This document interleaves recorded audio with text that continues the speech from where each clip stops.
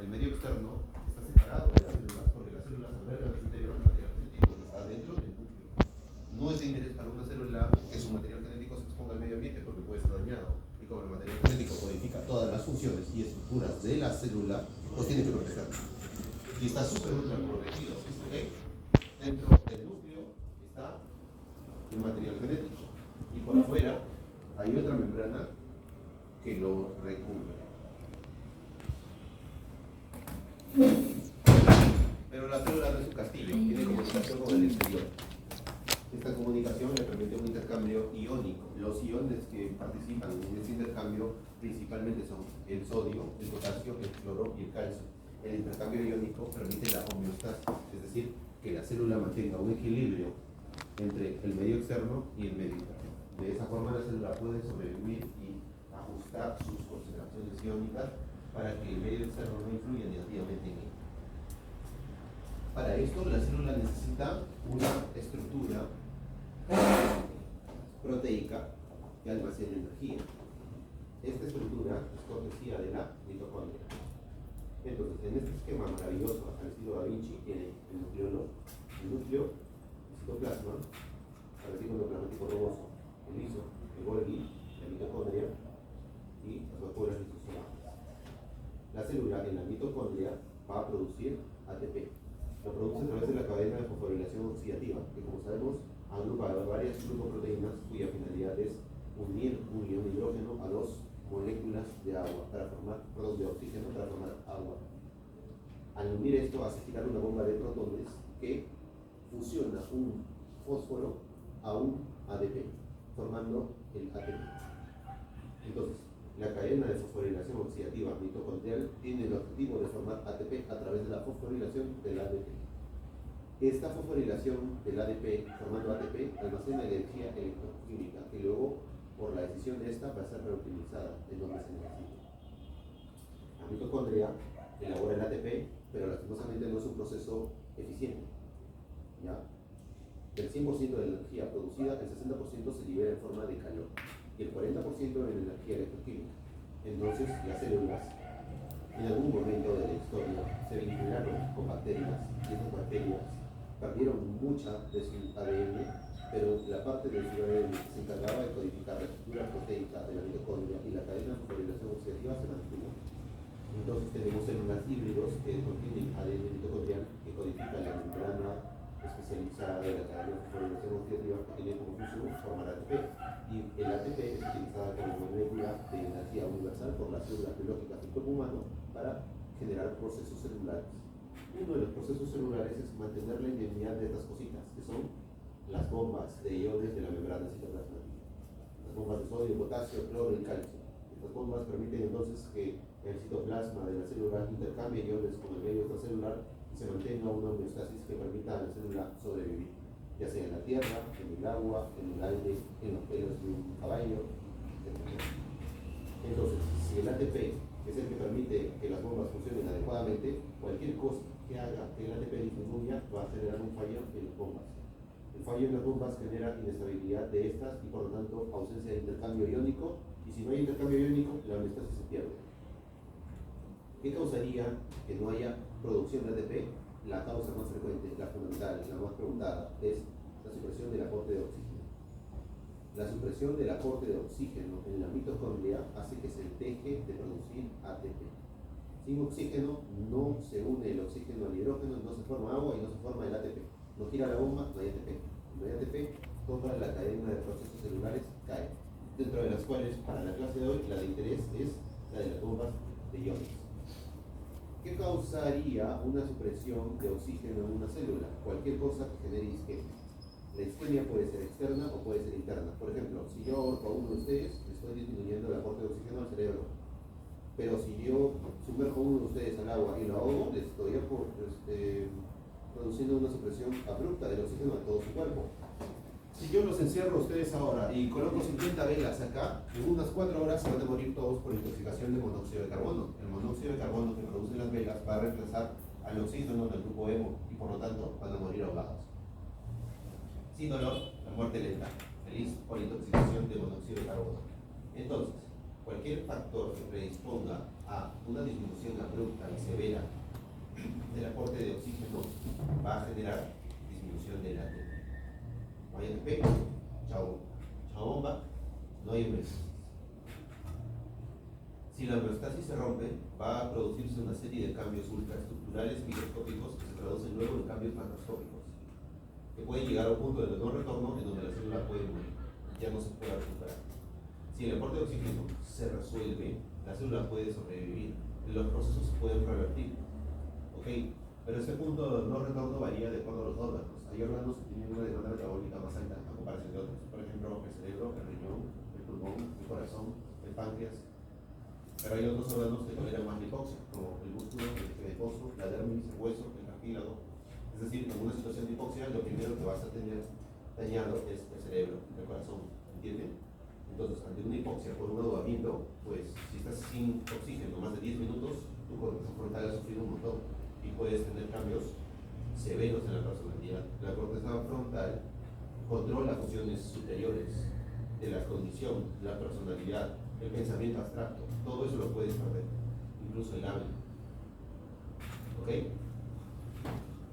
Entonces, uno de los mecanismos de lesión celular es la hipoxia.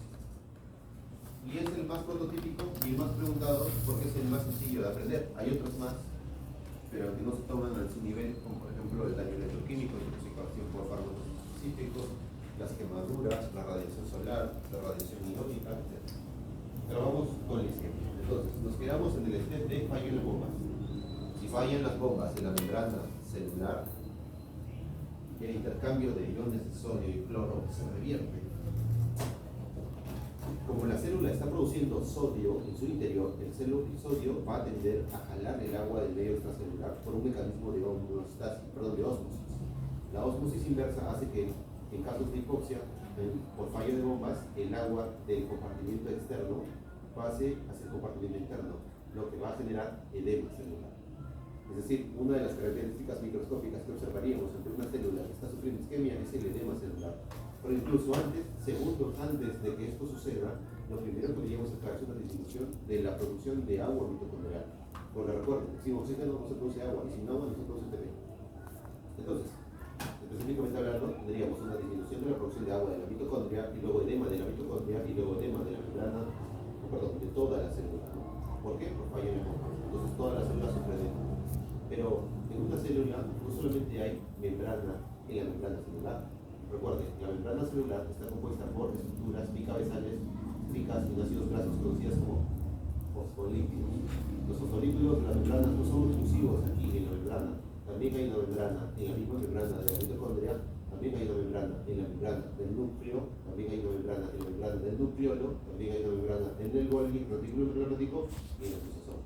Es decir, todas las estructuras celulares que tienen una membrana fosfolipídica y que dependen de bombas de protones para sobrevivir, van a fallar, lo que hace que la homeostasis interna se pierda.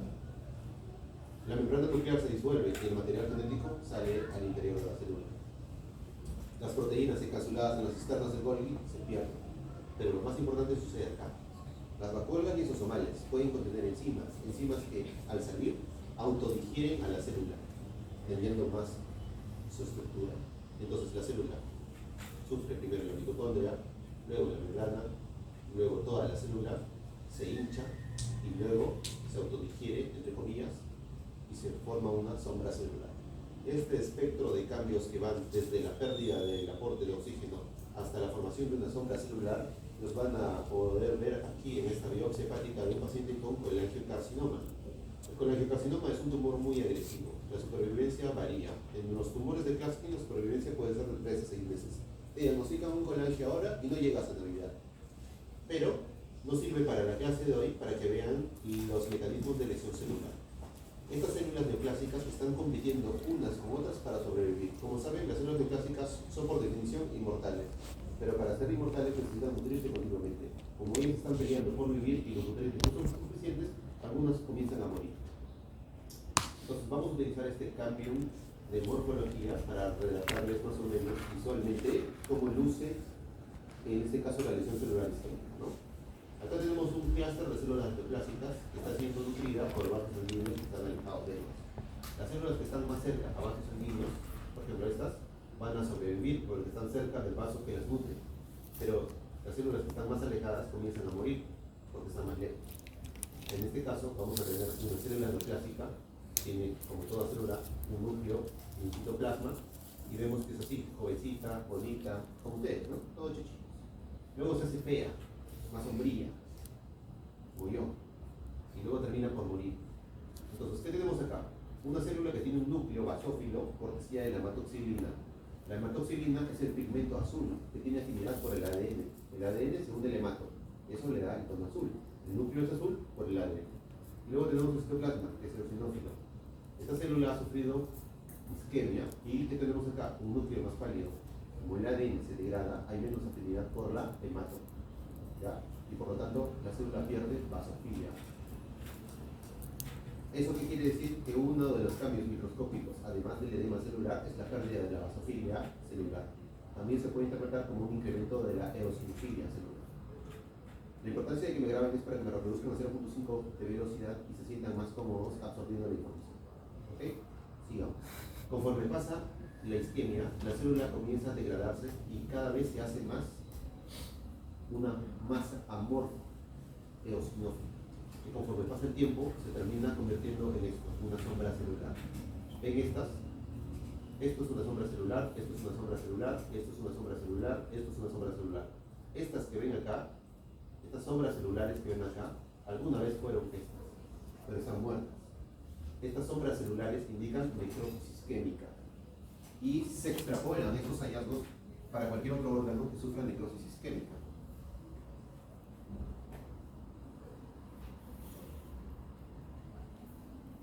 Hay un lapu de color rosado que tiene cara de chanchito, ese.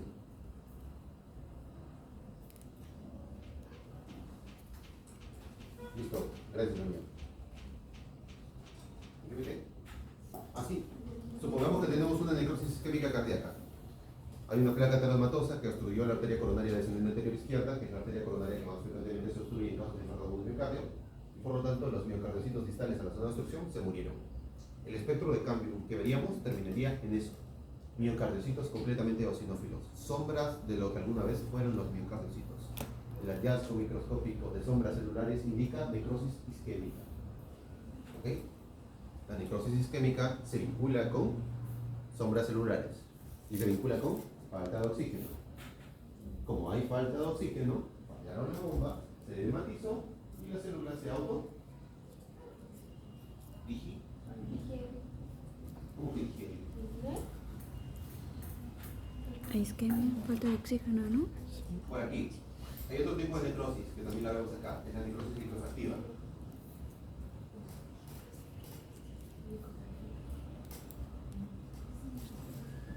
En la necrosis licoperativa, a diferencia de la isquémica, no vamos a ver sombras celulares, vamos a ver detritos, polimorfos nucleares.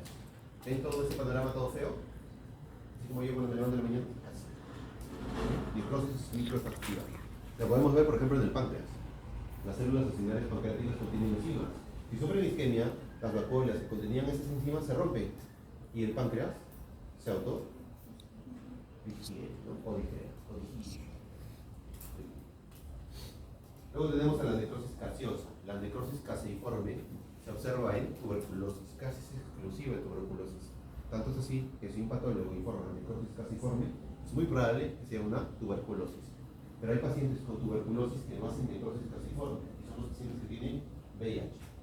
Por ejemplo, paciente de 25 años con tuberculosis de la mama, esperaríamos necrosis caseiforme. Paciente de 25 años con VIH y tumor de mama, ¿esperaríamos necrosis caseiforme? No.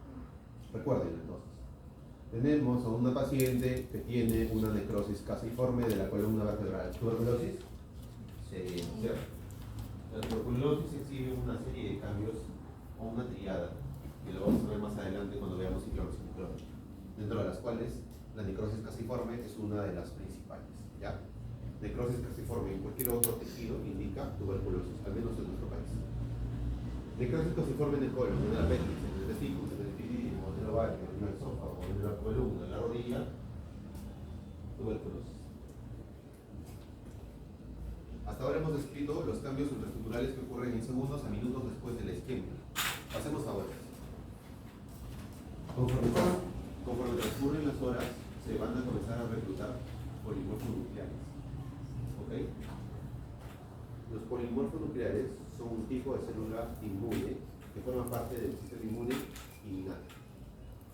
Las células de tipo polimorfo nuclear están en el compartimento vascular. Cuando ocurre un daño celular, las células comienzan a liberar componentes intracelulares. Esos componentes intracelulares deben estar dentro de la célula, no fuera, pero cuando se liberan, el sistema inmune los detecta como un problema.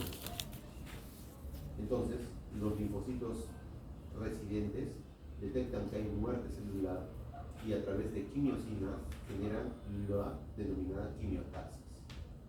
La quimiotaxis es un proceso que para los polimorfos nucleares se divide en 4 etapas que ustedes tienen que aprender. Esas etapas van desde el polimorfo nuclear en el compartimento intravascular hasta la diapéresis misma del polimorfo al tejido problema.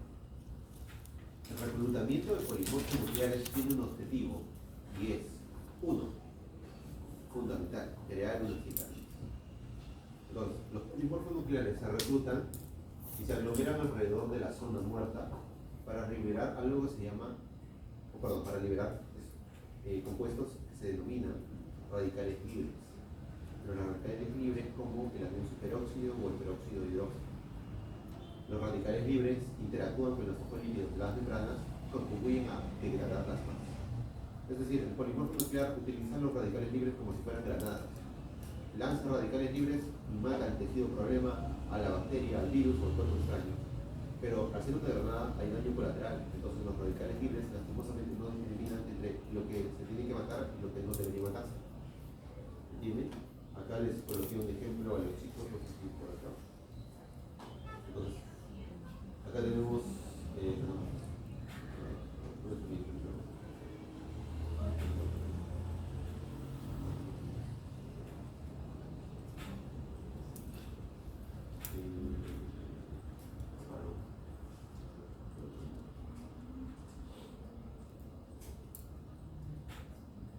pues sí, pero vamos a hacerlo de nuevo. Supongamos que tenemos acá un polimorfo nuclear, vamos a buscarlo allá. Acá, tenemos este polimorfo nuclear. Los polimorfos nucleares, o este polimorfo nuclear quiere eliminar a esta célula de aquí, a esta. Entonces, el polimorfo nuclear, en su afán de eliminarla, comienza a secretar, a producir especies reactivas del oxígeno. ¿Cuáles son las especies reactivas del oxígeno? O radicales libres, el anión superóxido, peróxido de hidrógeno. El problema es que no solamente van a dañar a estas células, sino que también comienza a haber un daño colateral y dañan a las que están alrededor. Ese es el problema de la inmunidad innata. Es buena para defendernos al inicio, sí, pero no discrimina lo propio del ajeno. ¿Quién sí lo haría? Las que sí pueden discriminar lo propio del ajeno son los linfocitos. El linfocito tiene varios tipos. Tenemos linfocitos T, linfocitos B, los natural killer, los TCD4, los TCD8, los TCD1, etc. En este caso, los linfocitos, los más importantes para la defensa, recomiendo porque luego son importantes, son las células plasmáticas. La célula plasmática produce una estructura en forma de Y que se conoce como anticuerpo.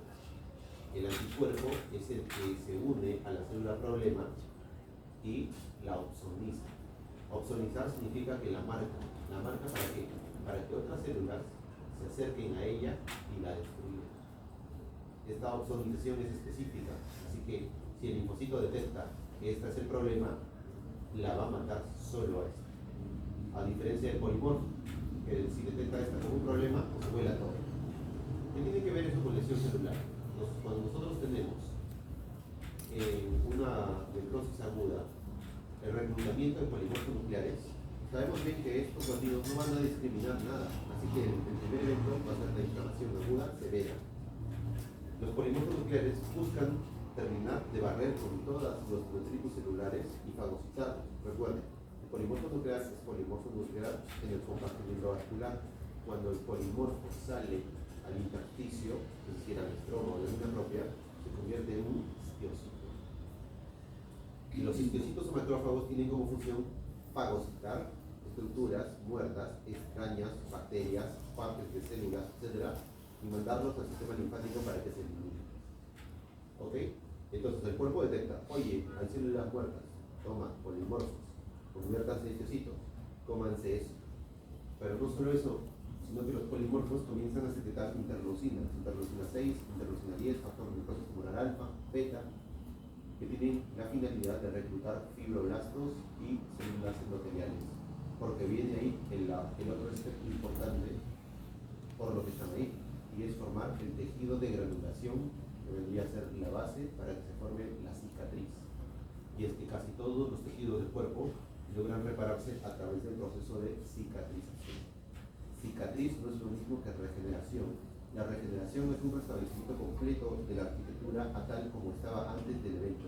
La cicatriz es un evento de reparación. Si yo le tiro una bomba a tu casa, la puedes reconstruir, se regenera. Pero si yo te araño la piel y te hago una cicatriz, se cicatriza. Por definición, la piel se puede regenerar. En efecto, fisiopatológicamente la piel se regenera. Sin embargo, cortesía de la evolución, nos quedan cicatrices para recordarnos que eso que nos dañó es peligroso. El hígado es un órgano que tiene capacidad de regeneración. Le pueden extirpar el 85% del volumen hepático y el 15% residual regenera el hígado en 6 meses. ¿Ok? También la piel y el tracto gastrointestinal, en concreto las células mucinosas. Pero otras estructuras de nuestro cuerpo no se pueden regenerar. Tienen un potencial de regeneración mínimo, que no es suficiente para regenerar todo. Un infarto miocárdico genera una cicatriz. Un infarto cerebral genera una cicatriz. Un infarto pulmonar genera una cicatriz. Entonces, la finalidad del reclutamiento de los escenarios de necrosis es 1. Fagocitosis y eliminación de detritus. 2. Formación del tejido de granulación. El tejido de granulación son fibroblastos y células endoteliales. Los fibroblastos inmaduros se convertirán en maduros y producirán colágeno. Y las células endoteliales son las encargadas de que se produzca el colágeno, ¿no? Porque si quieres fibroblastos para formar una cicatriz, los tienes que eliminar. El proceso de cicatrización en la mayoría de tejidos tiene una duración de 4 a 8 semanas, en promedio 6 semanas. Es decir, casi en la mayoría de tejidos a las 6 semanas tienes una cicatriz bien formada. ¿Ok? Pero claro, el proceso de cicatrización puede seguir varios meses después. A más vieja la cicatriz, puede hacerse más dura, pero la cicatriz también depende del tipo de tejido, pero eso es otro tema. La cosa es que entiendan que en el proceso de reparación celular ante una isquemia, si el tejido logra sobrevivir, lo puede hacer a través de la cicatrización, excepto en el hígado donde se puede regenerar. La célula madre que regenera el hígado es la célula biliar. La célula biliar es la que se diferencia de los hepatocitos. ¿Ok? Pregunta de examen. Muy bien. Entonces, tenemos una serie de cambios microscópicos e intraestructurales que van desde segundos hasta semanas. Todo ese espectro lo tienen que repasar. Hay un cuadro característico que tiene más de 30 años en el Robbins, pegado ahí, que describe los cambios celulares que hay en el infarto agudo de cardio, desde segundos, ultraestructurales con microscopía electrónica, hasta semanas. Ese de ahí, al revés al derecho. Díganle a un GNM que le haga preguntas de banquito ahí, o flashcards. ¿Ya? Pero lo tienen que aprender. Aunque no es difícil de aprender. Yo lo aprendí hace como 20 años, ¿no? Soy un viejo de 50. La mayor parte del texto de Robbins es relleno. Las palabras claves son las que ustedes deben utilizar para probar. Por ejemplo, casiforme, palabra clave de tuberculosis. Barrett, palabra clave de metaplasia. PPH, palabra clave de cáncer escamoso. Cascada de Correa, palabra clave de cáncer gástrico. ¿Entienden? Clave, valor. Lo mismo que se utilizan actualmente en los transformers multicabeza para hacer las predicciones de tokens, lo mismo debe pasar en su cabeza. Clave, valor. Aunque hace tiempo lo conocen como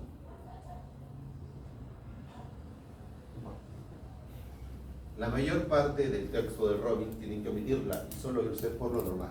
Lo pueden hacer de la manera antigua, apuntando, resaltando, lo cual es un método que está demostrado científicamente no sirve, o lo pueden hacer con inteligencia artificial más rápido. ¿Ya? Cada uno tiene formas diferentes de aprender. Entonces, yo no les he dado un poco de información, les voy a hacer preguntas.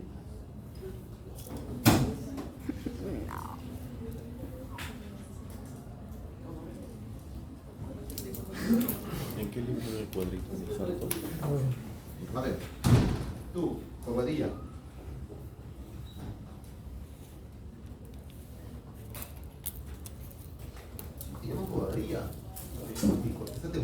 máximo.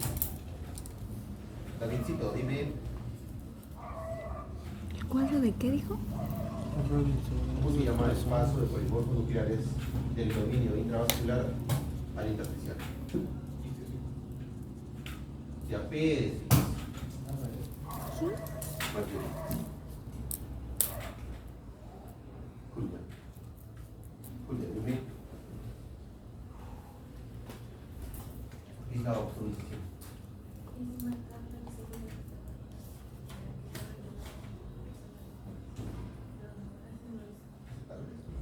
Josefita. ¿Cuál es la última línea de diferenciación de un linfocito? Plasmócito. ¿Lo dije? Gaby. ¿Qué forma tienen los anticuerpos? Lo grafiqué. En forma de Y. Más. Dime. ¿Por qué está compuesto el tejido de granulación? Fibroblastos y células endoteliales. Cristi, en promedio, ¿a las cuántas semanas se produce la cicatriz? Increíble, participativa, yo no sabía por el cuaderno. No, que tu cerebro es muy cuantitativo. Dime, mi querido Juancito.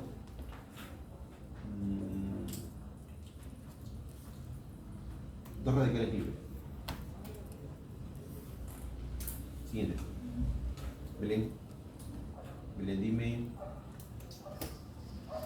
dos órganos que consuman alta cantidad de oxígeno por minuto.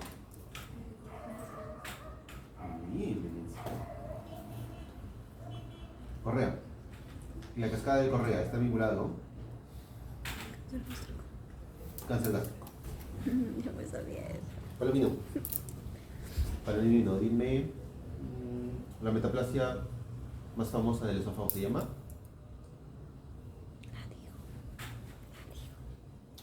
Esófago de Barré. Josué, dime.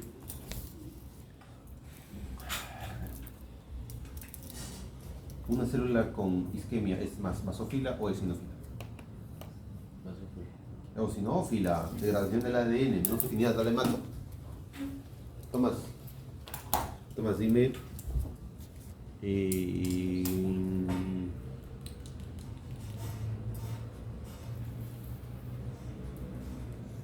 ¿El colágeno del tejido de granulación es denso o no denso?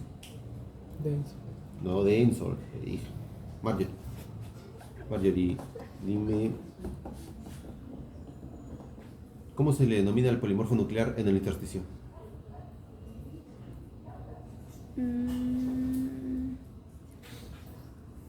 Macrófago o histocito. Ahora vamos con el ejemplo. Hay una diferencia entre metaplasia y displasia. La metaplasia es un cambio en el fenotipo, es un cambio adaptativo. La mayoría de las células se ve forzada a hacer metaplasia cuando hay un mecanismo lesivo que las está molestando, entre comillas. La metaplasia para su nivel de medicina son las más famosas, la metaplasia en el esófago y a nivel del cuello uterino. Pero también hay muchas más, esfínter Caury, vesícula biliar, en el estómago, en el páncreas, en la película de Meckel, en el colon, en el ano, etc. También en la boca, en el ojo. Pero vamos con las básicas, ¿ya? Hay una metaplasia en el esófago. La metaplasia más frecuente en el esófago es la metaplasia foviolar esofágica. Se llama metaplasia foviolar porque en el esófago, donde normalmente hay células escamosas, comienzan a aparecer células foviolares. Las células del estómago, las de recubrimiento superficial, son las denominadas células foviolares. Y en el esófago, las células escamosas se reemplazan por células foviolares. Es decir, es una metaplasia de escamoso a cilíndrico. Pero no cualquier cilíndrico, sino cilíndrico foviolar. Luego tenemos otra metaplasia en el esófago, que es la metaplasia enmarcada dentro del esófago de Barré. En el esófago de Barré lo que hay es una metaplasia de epitelio escamoso a epitelio cilíndrico, pero de tipo caliciforme. El criterio diagnóstico histopatológico para hacer el diagnóstico de un esófago de Barré es el hallazgo de células caliciformes. El patólogo tiene que encontrar en la biopsia células caliciformes para hacer el diagnóstico de esófago de Barré. Si no hay células caliciformes, eso es una metaplasia foviolar. Si aparece un caso clínico frente a ustedes que diga metaplasia cilíndrica esofágica y no dice centros caliciformes, eso no es barrera. Caliciforme, barrera es caliciforme. ¿Ok? Metaplasia más frecuente en el esófago, foveolar. ¿Foveolar y caliciforme son lo mismo? No.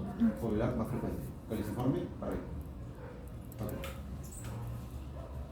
Las causas de esófago de barrera son múltiples, ¿ya?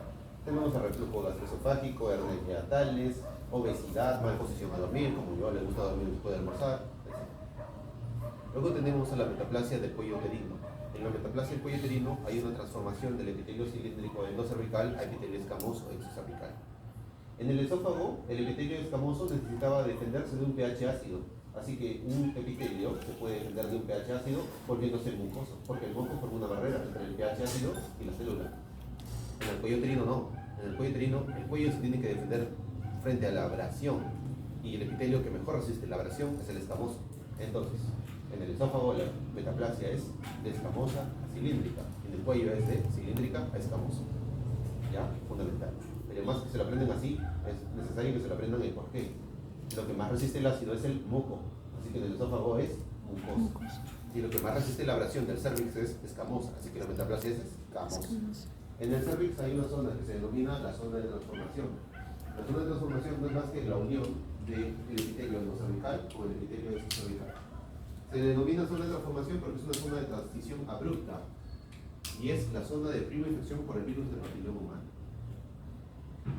Hay muchos serotipos de virus del papiloma humano, más de 100, más de 150. Se agrupan en dos grandes grupos.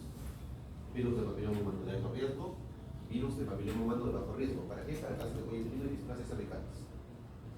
La zona de prima infección del BPH del cuello uterino es la zona de transición y es muy importante. ¿Ok?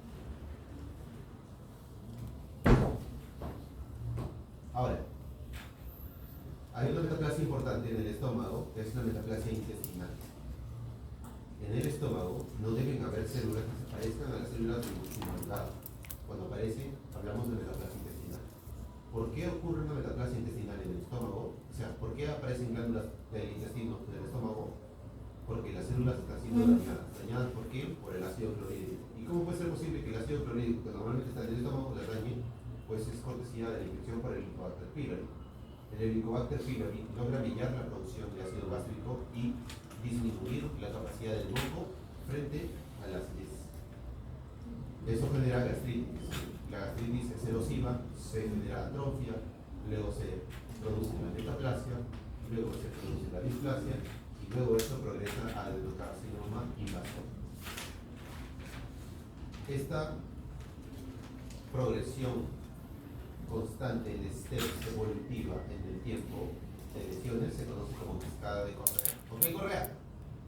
No te olvides, ¿no? No puedes olvidar, es tu apellido. Tú lo fundaste. En la cascada de Correa tenemos una progresión de gastritis, o sea, inflamación, luego atrofia, luego metaplasia, luego displasia. No se olviden, ¿no? Oye, doctor, me han dicho que estoy embarcado en la cascada de Correa. ¿En qué etapa? En la displasia. Uy, paciente con atrofia, ¿está en cascada de Correa? Sí. Paciente con metaplasia gástrica, ¿cascada de Correa? Sí. La cascada de Correa les ayuda a los gastroenterólogos a determinar en qué step de daño estás. Si tienes una atrofia, tu daño es leve. Si tienes metaplasia, ya es un problema. Y si tienes displasia, es un problemón. Oh, doctor, me han hecho una endoscopía, el patólogo me dice que tengo displasia. Doctor, me han dicho que tengo atrofia. Ah, bueno. ¿Ok? Entonces, la cascada de Correa está vinculada con la infección por el Helicobacter pylori. El Helicobacter pylori y el virus de papiloma humano son agentes carcinógenos según la Agencia Internacional de Investigación contra el Cáncer, la IARC. Son carcinógenos de clase 1. El virus por el Helicobacter pylori es un carcinógeno. Significa que si alguno de ustedes tiene gastritis positivo para el HP, puede terminar sin un cáncer. ¿Cuál es la ventaja? La ventaja es que la cascada de Correa le toma en torno a 20 a 30 años en establecerse, aunque algunos pacientes pueden ser de 15. Es decir, que desde que tienes inflamación hasta que presentas displasia pueden pasar tranquilamente 20 años.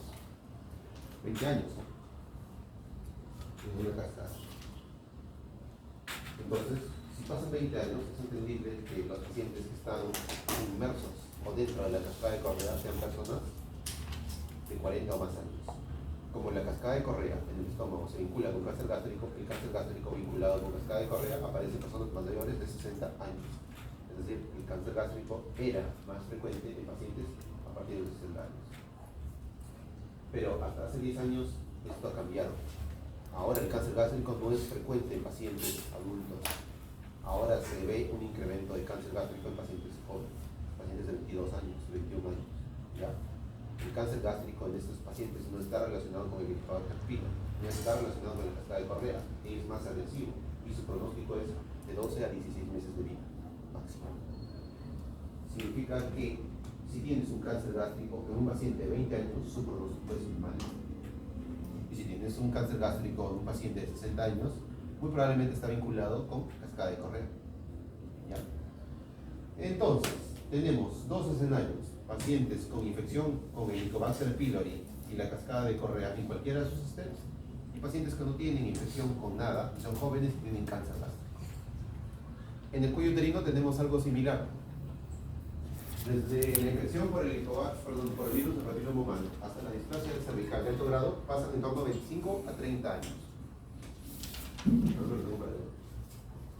Supongamos que alguno de ustedes se contagió del virus del papiloma humano a los 15 años.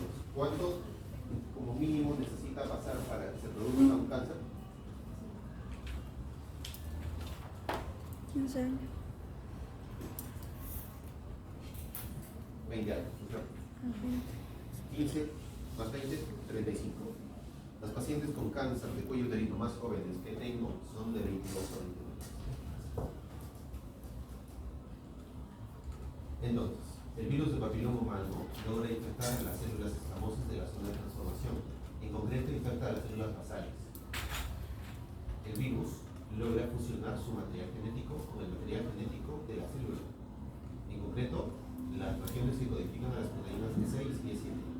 De esta forma, el virus utiliza la maquinaria de producción proteica de la célula para ensamblarse a sí mismo y replicarse.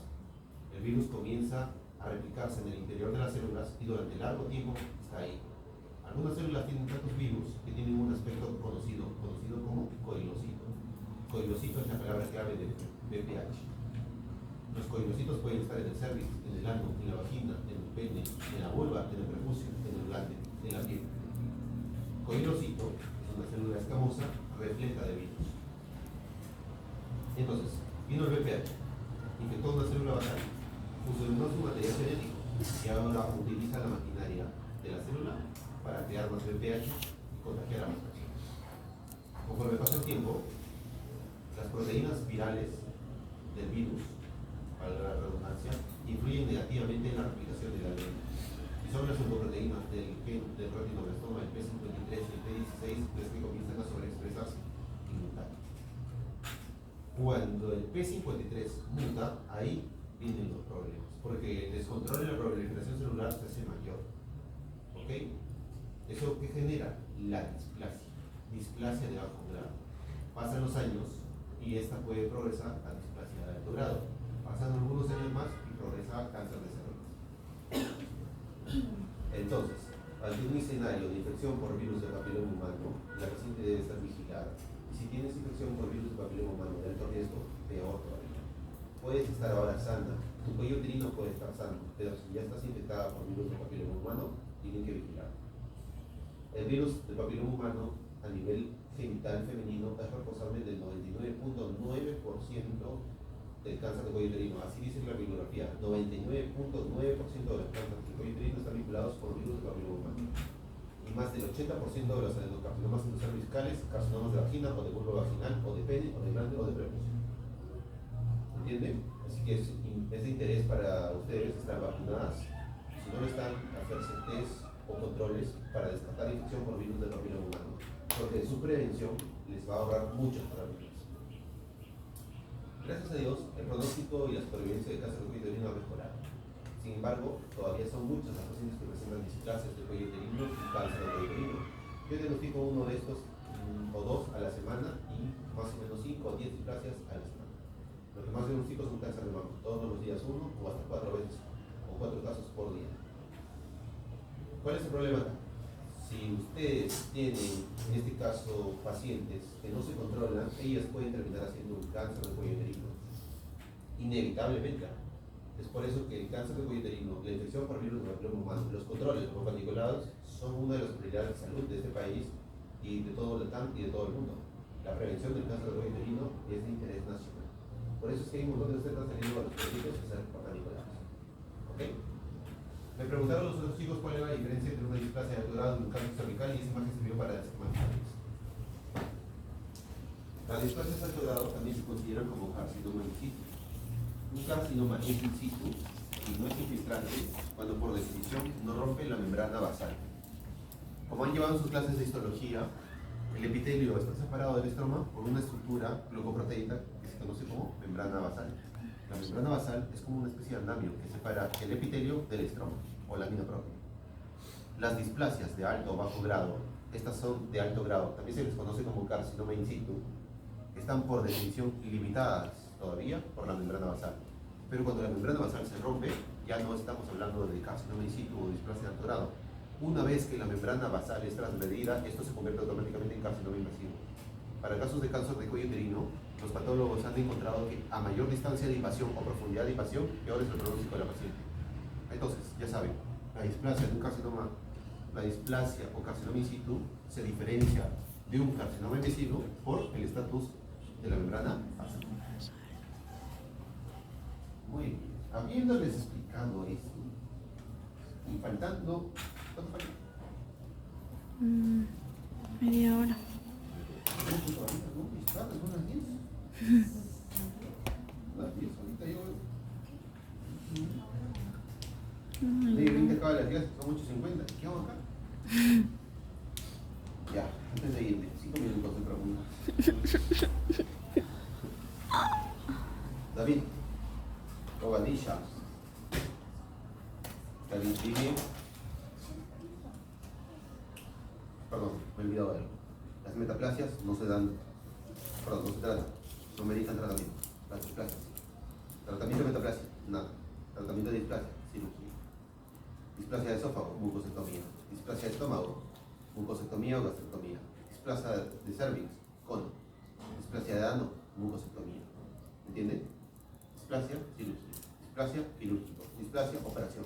Displasia, procedimiento. Metaplasia, nada. Bueno. A ver, Davidito.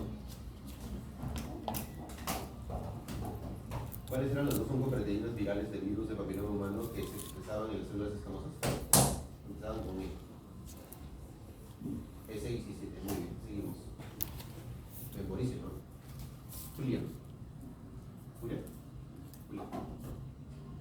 ¿En la displasia hay una alteración en el ADN o el ADN está igual?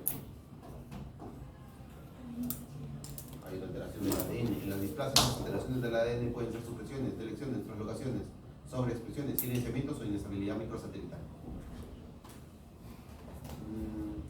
Josefita. Dime, ¿cuál es el requisito principal para hacer el diagnóstico de Barrett?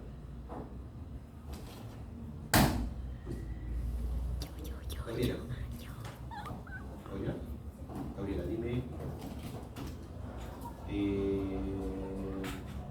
¿Qué es peor en la cascada de Correa? ¿La metaplasia o la atrofia? Es un estrés que produce. La metaplasia y la atrofia en la cascada de Correa se siguen con el sistema Olga-Olgin. Olga, así como se escribe Olga y Olgin. O-L-G-I-M. Olga y Olgin. ¿Ya? Así se sigue. Seguimos. Felicita. Felisa, dime. ¿Cuál es un carcinógeno de clase 1 para el cáncer gástrico? El Helicobacter pylori. Otro carcinógeno para el estómago es el virus de Epstein-Barr. El virus de Epstein-Barr también causa cáncer gástrico. Y no solo eso, causa un montón de linfomas. Villalobos, Gallardo, Juan. Villalobos. ¿Por qué se produce la metaplasia gástrica en infección por el Helicobacter pylori?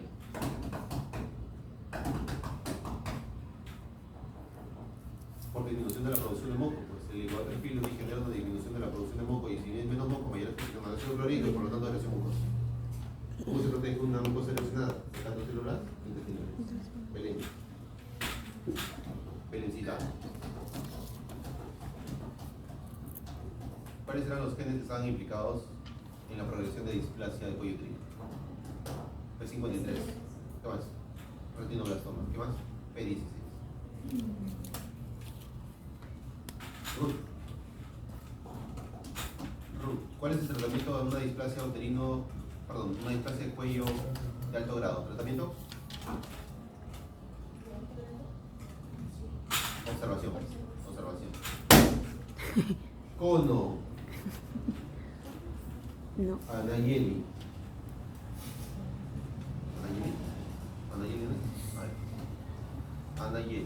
¿Qué tipo de metaplasia ocurre en el cervix uterino? ¿Escamosa cilíndrica o cilíndrica escamosa?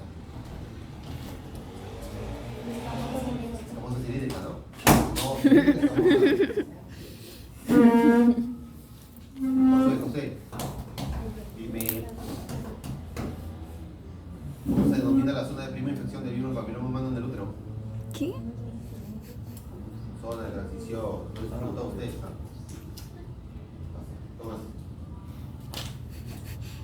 Tomás, dime. ¿Cuál es el primer step de la cascada de Correa?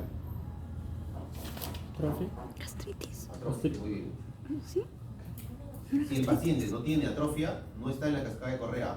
La cascada de Correa se considera inflamación, atrofia, metaplasia y displasia. Pero lo correcto es decir, desde atrofia hasta displasia. Todos pueden tener gastritis y ninguno puede estar en la cascada de Correa. Pero si uno de ustedes tiene atrofia, Sí está, pero no le digas fritos acá arriba. está riéndote, ¿no?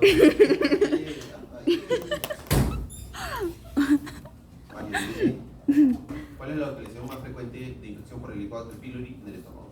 Disculpe, ¿puedo repetirlo primero? ¿En qué parte de tu pancita, del estómago, afecta más el Helicobacter pylori? ¿El cuerpo, el cardias, el antro, el píloro? El antro. Muy bien. Acuérdense de eso. La localización más frecuente de infección por Helicobacter pylori en el estómago es el antro gástrico. La localización más frecuente de las displasias gástricas es el antro gástrico. La localización más frecuente del cáncer gástrico es en el antro gástrico. Ya. Muy bien, mis niños. Eso es todo por hoy. Un gusto conocerlos. La próxima clase les voy a dar más alcances acerca del trabajo final. Van a tener dos opciones, un informe clásico o un trabajito relacionado con inteligencia artificial. Y utilicen Notebook LLM y la próxima clase les voy a hacer preguntas sobre eso. Chao.